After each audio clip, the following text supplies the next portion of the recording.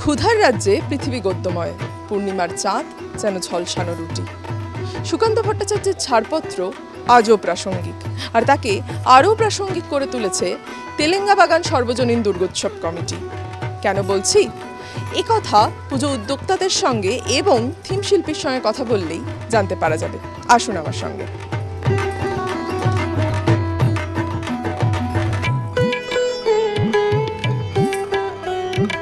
এই বছরের ভাবনাটা হচ্ছে পৃথিবী গদ্যময়।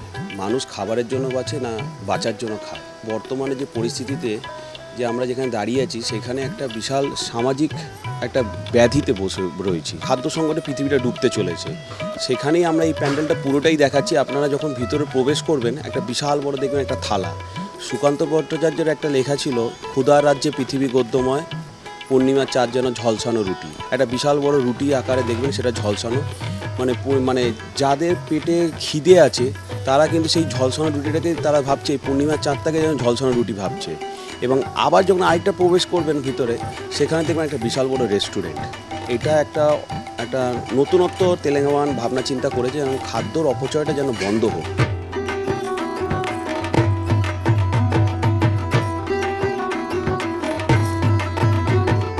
ঠাকুরের বিশেষত্ব আছে। আমাদের ঠাকুরটা বেশ যেমন নর্মাল ধাঁচের দুর্গা যা মানুষ দেখে আসে, সেইটা হয়তো মানুষ এখানে এলে অন্যরকম একজন মায়ের রূপ দেখতে পাবেন। আমরা মা অন্নপূর্ণার মতন করেই মাকে যে সাজাচ্ছি।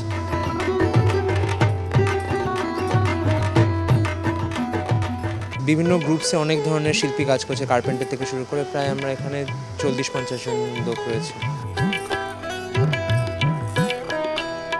প্রত্যেক বছরই প্রিকশন আমরা নিয়ে থাকি। এবছর আমাদের এন্ট্রান্স গেটটাও বিশাল বড় করেছি এবং এক্সিট গেটটাও বিশাল বড় করেছি। আর ইমার্জেন্সি গেট তো থাকেই প্রত্যেক বছর, কিন্তু মানে প্রবেশটা একটা বড় রাখার একটাই কারণ হচ্ছে স্মুথলি যেন মানুষরা প্রবেশ করতে পারে।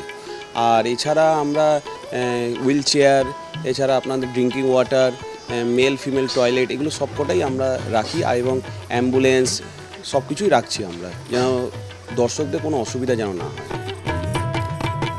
সামনেই মহালয়া, আর তারপর থেকেই মানুষের প্রবেশ শুরু হয়ে যাবে মণ্ডপে মণ্ডপে। সেই কারণেই জোরকদমে প্রস্তুতি চলছে সমস্ত মণ্ডপেই, ঠিক যেমন কাজ চলছে তেলেঙ্গাবাগান সর্বজনীন দুর্গোৎসব কমিটিরও।